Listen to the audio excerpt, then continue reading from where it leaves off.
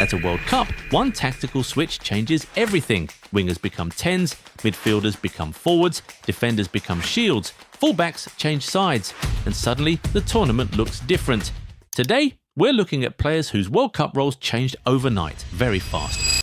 Hey fam, this is your chance to build the jersey collection you've been waiting for. The Goal 90 bundle deal is live. Buy 2 jerseys and get 10% off. Buy 3 and get 15% off. Buy 4 and get a massive 25% off. Club kits, country kits, retro classics, pick your favourites and save big. And yes, every order comes with free worldwide shipping. The deal runs only until the end of May. Goal 90 bundle deal. Buy more, save more. Shop now at Goal 90 Shop.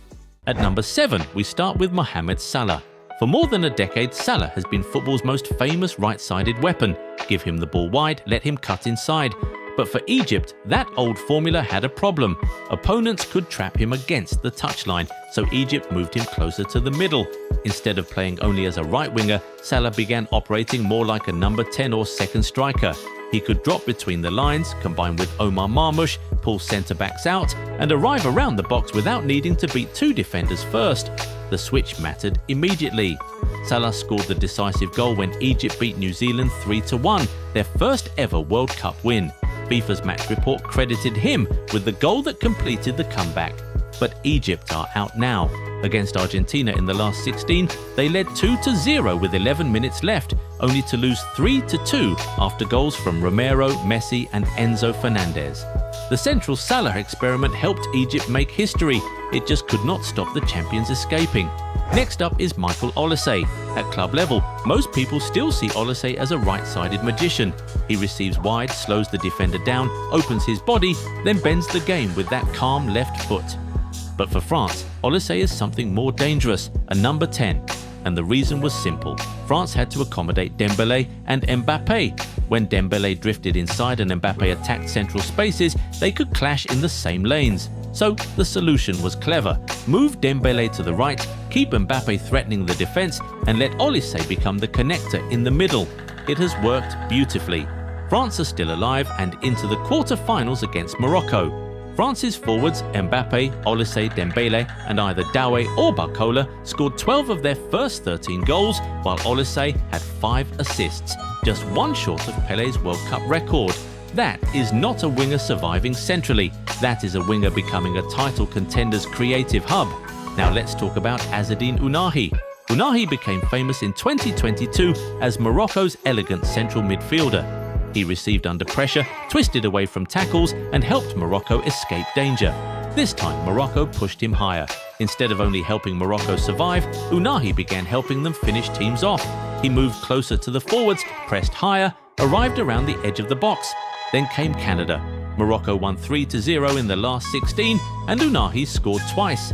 The media described him as the hero of the match and noted that he became the first African player to score a brace in a World Cup knockout game since 2002.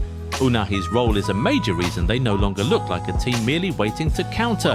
When Ounahi plays deeper, Morocco can breathe. When he plays higher, Morocco can hurt you.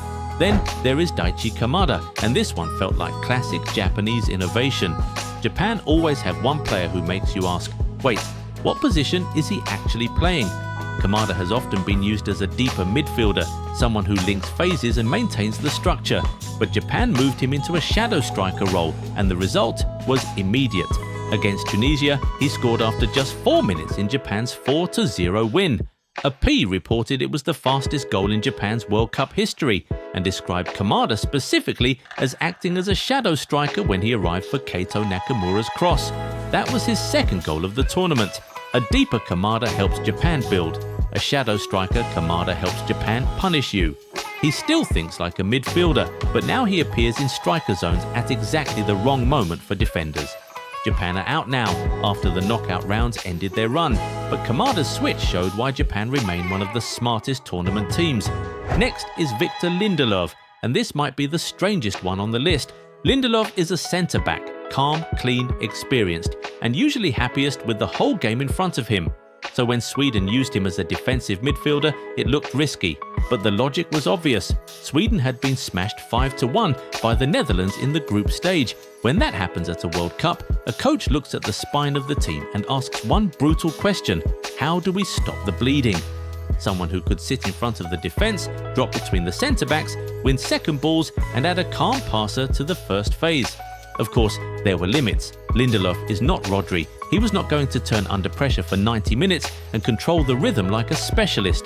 Sweden are out now, beaten by France in the round of 32. So, the change did not save them, but it showed the logic of tournament football. Sometimes, when the midfield collapses, your best answer is a centre-back standing 5 yards higher.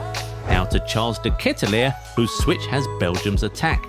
For years, de Ketelaere has been described with beautiful but dangerous words: elegant, technical, versatile, intelligent.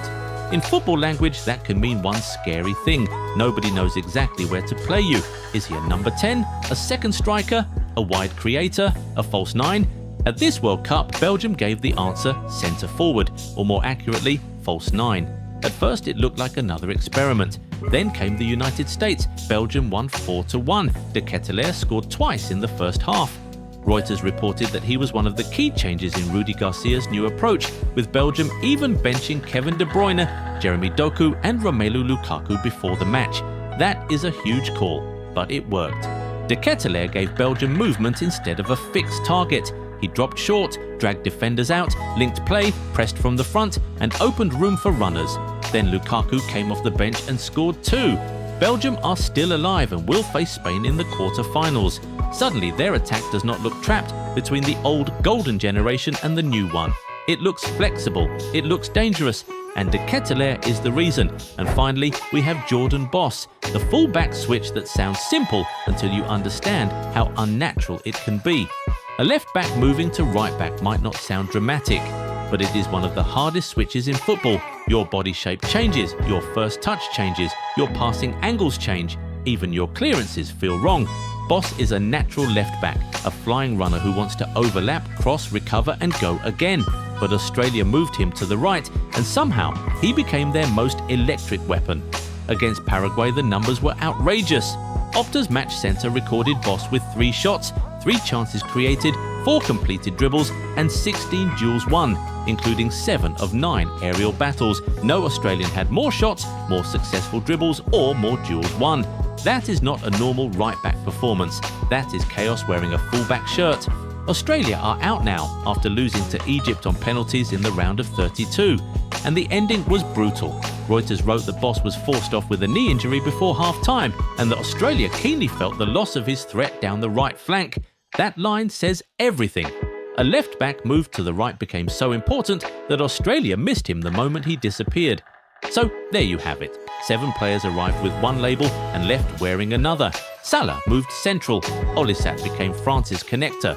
Ounahi turned into Morocco's advanced weapon. Kamada became Japan's shadow striker.